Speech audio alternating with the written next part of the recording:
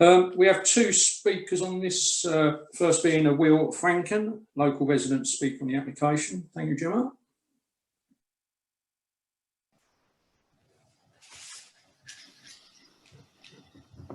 I felt like the luckiest human on earth when I moved to Folkestone in February of 2019. After years of being pent up in London, I was ready to exchange city life for a quieter, more nature-based environment. So happy was I with this move that in June of 2019, during an interview with Academy FM Radio, I beamed that I was proud to pay council tax because I could see the positive effects everywhere, most especially in the preservation of and reverence for the area's unparalleled natural beauty. In short, this seemed to me a town that loved itself. But sadly, what a difference a year can make. Directly across the street from the tree in question, this tree is the Wells Lodge care home, and directly adjacent to that was once an expansive garden of numerous trees. On the very first day of lockdown, the brick wall bordering that garden was hammered through and the sound of chainsaws filled the air.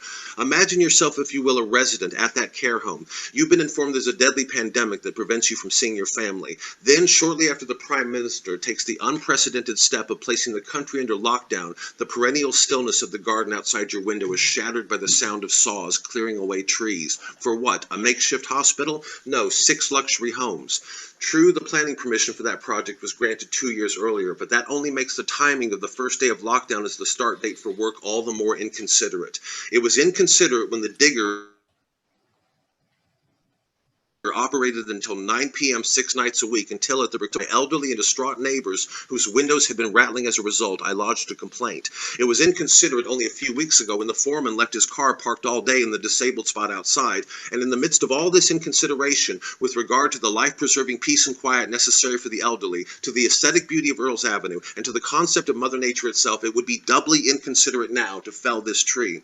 Last year, Folkestone seemed proud of being Folkestone. This year, as the forbidding cranes fill the skyline, as the seafront is violently uprooted, as not just this former care home property, but also the only hospital in town undergo their dire transformations into luxury homes, it appears that Folkestone has been misled into thinking it's not good enough. Rest assured, Folkestone is good enough. That's why people like me move down here and take pleasure in simple things like a nearby tree.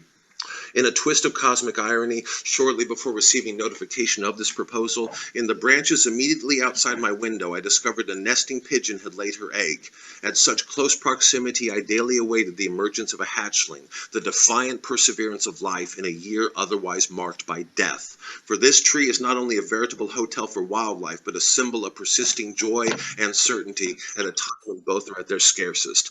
Alas, the egg was infertile, but doubtless those 2 lovebirds who created it, and many more various species, will return next year, if that is, the council does the right thing and denies permission to fell this tree. We, the residents of Earls Avenue, have witnessed quite enough destruction for 1 year. Thank you. Thank you, Mr. Franken.